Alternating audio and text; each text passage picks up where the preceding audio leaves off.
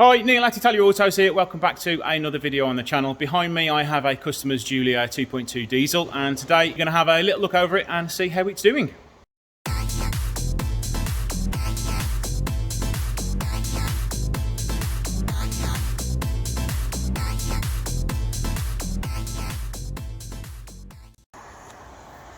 So this is Ian, the owner of the Giulia. So let me know and let the viewers know why you wanted a Giulia over everything else that's out there. Oh, over the last 38 years of driving, I've drove everything that's out there. Hot hatchbacks, convertibles, all sorts of stuff. I've always loved Alfas. 30 years ago I had a GTV coupe and loved it to bits. Even to put up with all the quirks, still loved it, loved the way it They're drove. always worth it. It was so worth it. And I was just in the market for a new car. I looked around and there was nothing out there that appealed to me. BMW 3 Series, Mercedes C-Class, Audi A4, so dull and boring and predictable. And I just happened to chance buy this Giulia and stopped, had a look at it, done the deal, and there we go, car bought. So what drew you to the Giulia over the BMW and the Mercedes and the things which are sort of repmobiles? Well, I come from sort of a background working on cars. I've been a body shop detailer for the last 25 years, so I've worked on all these kind of cars, and they are just square Euro boxes. You're just a nobody in cars. I agree with that. And I've always loved cars, and I've always liked to have a car that's a head turner, or a car that I think is a head turner. Mm-hmm. Nothing outrageous, but something that is different. And now with my Giulia, I find wherever I go, whether I go for fuel or driving down the street, I'm always getting people stare at it. Do you find you have the same thing going on with this? I do. Sometimes it can look, it can be a little bit sinister or worrying sometimes, especially when you're driving through somewhere that's not very nice. Especially if you're not very vain either. Yeah. And you're like, oh, somebody's coming up to me asking me about my car. Exactly, I don't like that. yeah. I don't It's like not that. nice. Yeah. It is nice when you sort of talk to friends, people that you know, and they say, oh, lovely car, love your car. And I've not seen another one yet on the road. No, you don't see very many of them. No. You find now you own one, you'll see them everywhere. Yeah, I mean, I don't know if it's because it's still a new car, newish car, but I think people are just afraid to buy Alfa Romeos. I've had the odd comment of friends. You've still got that stigma from the 70s of your great uncle Andrew, 3 times removed, bought one in the 70s and it rusted away in the first 6 months. Well, yeah, I mean, going back, thinking back to the mid-80s, when I first passed my test, a friend of mine at the time, he had a little Alfa Sud, and that was absolutely unbelievable. Mm-hmm. Rotten as a pair, like you say, but for a driver's car, it was great. Great fun. Right, let's have a look around it now and we'll get it on the ramp and see how it's doing. The car itself has done 84,000 miles, did you say? 85,000 85,000, so it's getting on for a few miles now, so we'll get it on the ramp and see how it's doing. Little look around the outside, see if we can see any dinks, dents or scratches. Alloy wheels perfectly fine. Caliper is looking a little bit dull, could do with a new coat of lacquer on it. Can't see any scratches or dents. Alloy wheels free of marks. This little corner of the bumper isn't fitting too well. It's probably been off at some point in its life for one reason or another. Got a spoiler fitted. It's got the updated black rear badge from the facelift cars.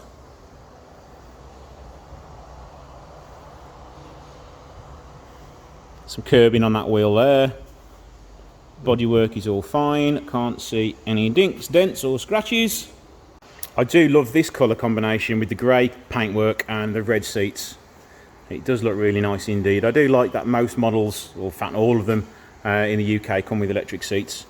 Leather itself for 80,000 miles is holding up fine. Yeah, we are getting some cracking in the leather, but that is purely natural. The rest of the interior still looks like new.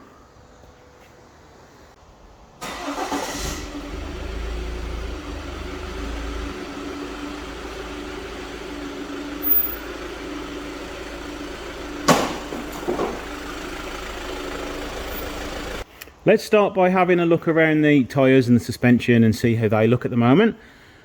I am probably limited on what I can see until it's fully in the air, but again, it's the double wishbone suspension like on the Quadrifoglio. Tyres all good. Tyres all good on this one as well. Can't see much other than the top of the shocker underneath here. Disc and pads look okay from this side. And again, another decent tyre and not much to see underneath there. Disc and pads again are fine. Now, the same with my Quadrifoglio, they are a pain to get on the ramp because the front is that low. I've had to raise it by sort of 2-3 centimetres so the arms will go underneath it. And then because you've only got the 4 jacking spots, you've got to make sure it's perfectly centred on the ramp so you can line up with these 4 jacking spots. So it's all up here now. There isn't much to see because you've got all the engine covers on again. But they're all fine, they're all still there. That's a bit of the prop shaft you can see there. And the sump for the automatic gearbox. It has had a fluid change at some point in its life because you can see it's all greasy there. Nothing to see underneath the car really, engine bay wise, because we've got a massive engine cover.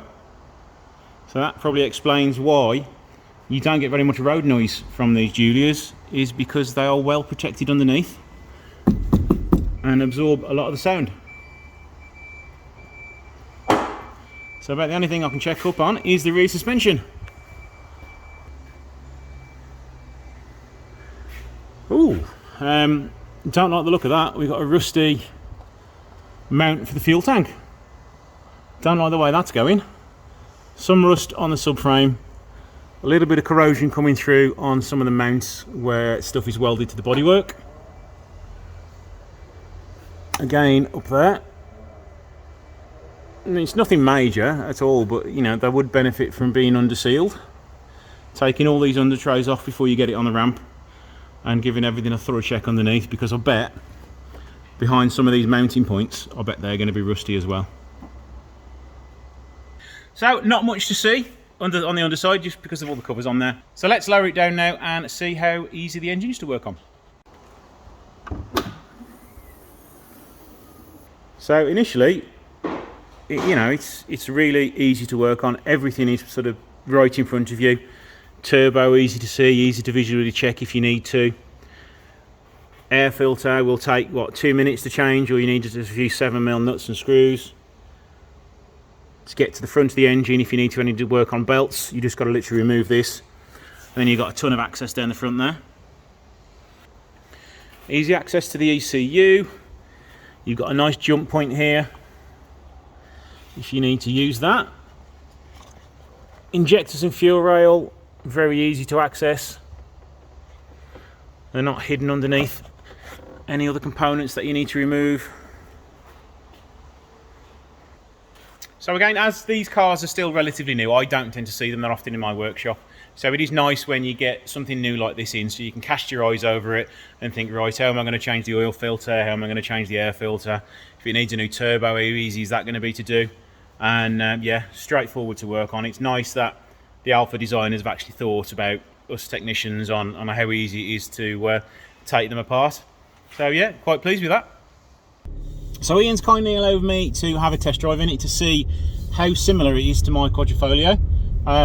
First thoughts initially is the diesel engine noise isn't too intrusive.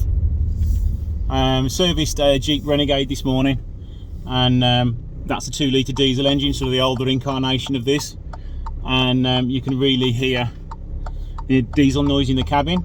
I mean, you can hear an undertone of the diesel noise in there, but when you're revving, it's not an unpleasant noise at all. It's quite smooth. The ride is just as good, it's just as soft. It's actually a little softer than the Quad, so definitely nicer for the old motorway cruising. It's the setup on the interior, you know, it's nice and very ergonomic. Still not a fan of the infotainment screen. It's just far too outdated and not as user friendly as a lot of other systems out there.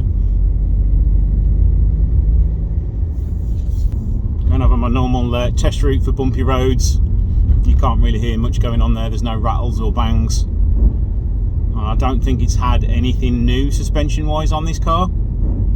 Certainly drives a darn sight better than the the Brera I did a video on last week. So are you happy with it in the way it drives?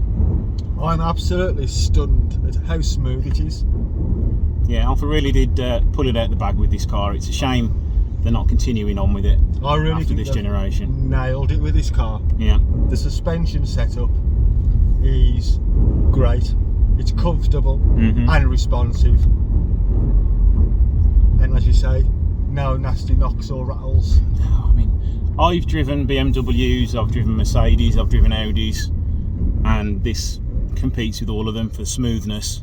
I mean, the build quality could always be better, but it's very adequate for the price point you're paying now. I mean, you can get these for probably 15 grand, under 15 grand, some of the higher mileage ones now, and it's an absolute bargain because they are extremely reliable cars. Alfa have made sort of a version of this engine for long enough now. All the emissions problems that they've had tend to be cured. You don't get many components fail on them anymore. I will do a little bit more research into them and find out what the common fault points are. But you know, as a car which has done 85,000 miles, you could have got away with calling this a brand new car. It drives very nice indeed. I think it's also, is it the Giulia 7? Yes, so you can drive it around London. And it's £20 a year road tax. That's even better. I've just paid just under £600 to tax the quad this year. And you don't have to put that stupid AdBlue stuff in it. That is good then. That is good. How did you find insurance on it? Was it cheap? For me, I'm 56. I've got a full no claims bonus, and I've insured it through Churchill, and it's £288 fully comp. That's with protected no claims. Do you want to know how much I've paid for the quad this year? How much is that? £187. I was shocked. Last year when I first bought the quad, I paid £600 to insure it. Looking for renewals, because it's about a month away for renewal now. They were coming out about 300, 350. So I've checked every day, and then LV, 187 quid. I had to make sure that it was right. I entered all the right details, and I did. It was perfect, so I snapped that up straight away. Yeah, definitely. Yeah. So, you know, they're not expensive to run. How do you find it MPG wise? MPG wise, I haven't been any distance in it yet. I think it's round town, and it literally is short journeys, 5 or 6 miles per day. Yeah. And I'm doing 30.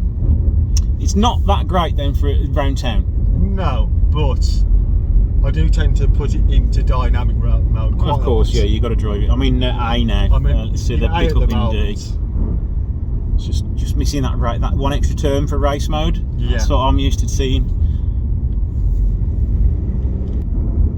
But I do like the quality of the finish. Yeah, it is great. I mean, there's nothing really to complain about. There's a few niggles on the interior that I think the Italian way of life come out, where they don't quite think the final finish. They go over aesthetics rather than where a button should be placed or something like that. And there's a couple of things I would change in it, and I think a lot of the things in the 2020 facelift versions, they have upgraded the infotainment system and fixed a lot of the little things which annoy me. I would want to actually do a list on the sort of 10 things which annoy me about the early Giulias, and I'll do a video on that eventually. I've been planning that for about 6 months now, but I've never got around to it. I mean, that's sort of 25% throttle, and it pulled off brilliantly. You know what? I'd happily have one of these. If I sold the Giulia, and I need my Giulia, and I needed something as a nice daily runner, I wouldn't have a problem owning one of these at all. It's a lovely car. Yeah. Again, going back to the finish, fit and the finish, the quality of the materials. It's all nice squidgy plastics. Yeah. You don't get the hard plastics till you get right down to the bottom of the door trims and that. But it's the same with Audi and BMW and Mercedes. I do like the fact that they've got physical buttons for the climate, rather than the way most manufacturers are going now with touch sensitive buttons. Not a fan on those at all, which is another thing that put me off Mercedes and the like. I also love these seats are still really supportive.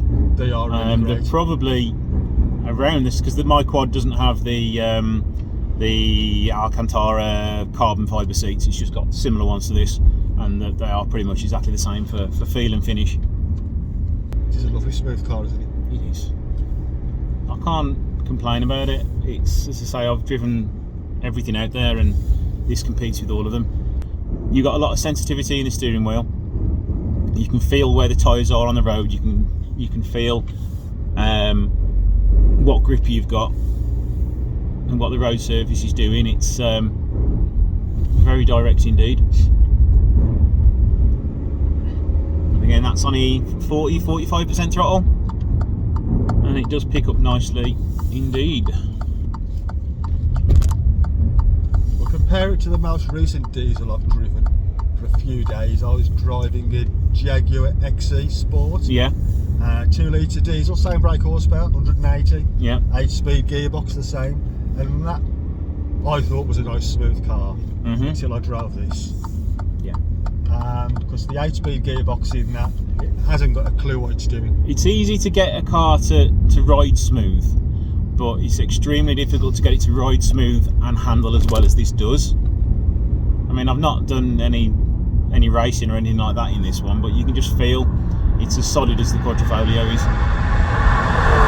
If you were just driving the quad normally, you'd go, actually this one drives nicer because the suspension's nice and smooth. It's really compliant, isn't it? Yeah, you could sit in this all day long, munching up the motorway miles, and not have anything to complain about at all. I mean, here's the railway tracks where you normally get a lot of bumpiness, and it's all right.